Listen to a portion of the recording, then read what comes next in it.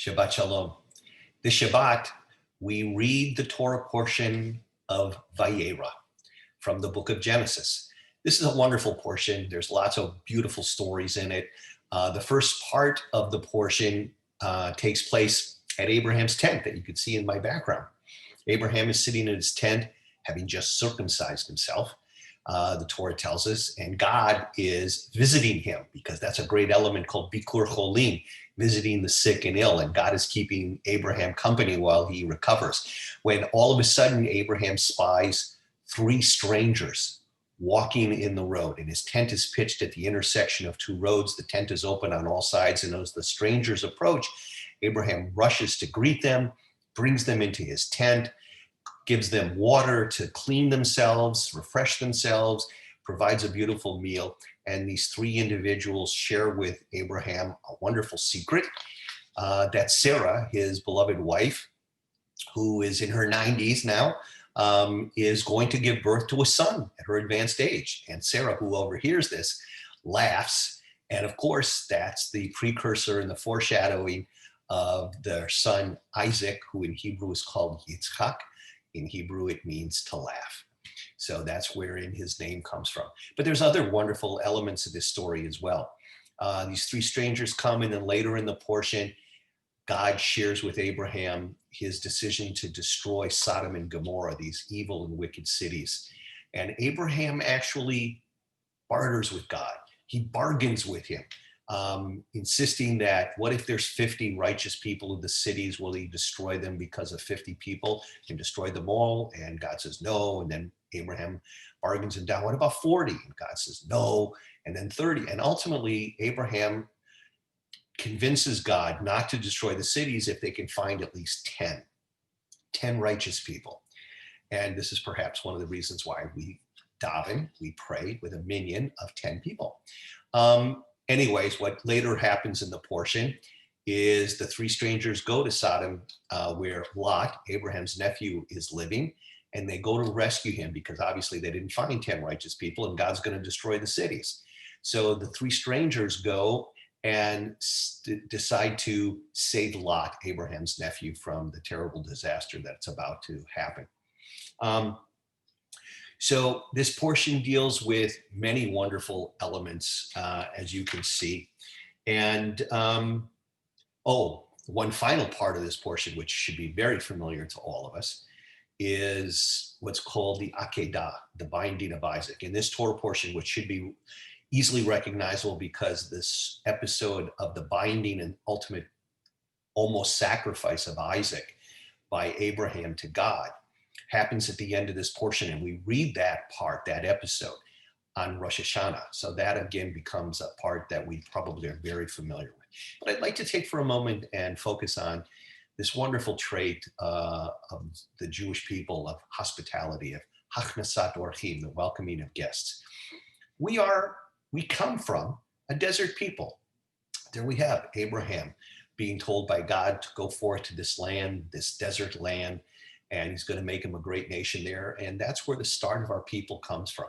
And we as a desert people, even when Moses saved the Israelites from slavery in Egypt and we wandered in the desert, he brought the Israelites back to our land.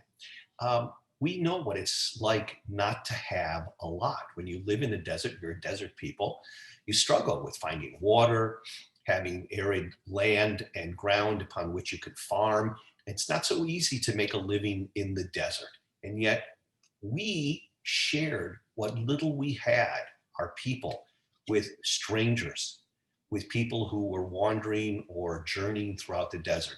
Like Abraham, his tent was open on all sides, welcoming these strangers. I know in today's world, we're not going to open our doors and let perfect strangers into our homes and feed them a wonderful feast and let them be in our homes. But maybe we have to understand how to apply this wonderful trait differently today. And I'll share this with you. When Abraham sees these three strangers coming to his tent and rushes out to greet them, he calls them in the Torah anashim, men. He sees men. When these same three people go to save Lot in Sodom and Gomorrah, Lot sees melachim, angels, messengers from God. So there's a difference right there between Lot and Abraham. Lot sees angelic divine beings, and of course, you're going to extend hospitality to messengers from God. But Abraham, who doesn't recognize them as messengers from God, but simply sees them as human beings, as men, rushes to bring them into his tent and take care of them. This is a wonderful lesson to us, being a wonderful role model that we too can be that way for people, for strangers, for someone who's not like us. Perhaps we need to vision hospitality as how will we as a Jewish people, and especially as a synagogue, as CBI, how will we deal with people who are wandering, people who are new to our community? When they come to our synagogue, are all of us meeting and greeting them? Are we leaving it just up to the rabbis and the cantors and the professionals? What about all of you, congregants sitting in the congregation? When you see someone you don't know, go over, extend your hand, say hi, introduce yourself, show them where the prayer book is, help them find the right page. Are we greeting someone who we've not seen before within our synagogue community? Are we helping them feel comfortable and welcome? You know, another way we can look at it is, are we welcoming to the intermarried, to interfaith couples? Are we letting the non-Jewish partner of the Jews who belong to our synagogue, these families that belong to our synagogue, are we making them feel welcome and at home? Are we open and welcoming to people of different races, ethnicities, gender identities? Are we truly being open and welcoming to everyone? This is what makes CBI this very special place. In our own DNA, which we have defined, we are meant to be warm and welcoming. And truly, if we provide the same kind of hospitality and warm welcome to people who join us at services, and yes, I hope we'll get back to them soon in the sanctuary, but if not, even online, on the Zoom calls, if you see someone you haven't seen before, say hi, introduce yourself, ask who they are, and if they're here or some other place in the country, and get to know people. Let's extend our hands in warm friendship and welcome in hopes that people will join the community. And in doing so, when these visitors came to Abraham and when these visitors came to Lot in our Torah portion, literally the presence of God came with them.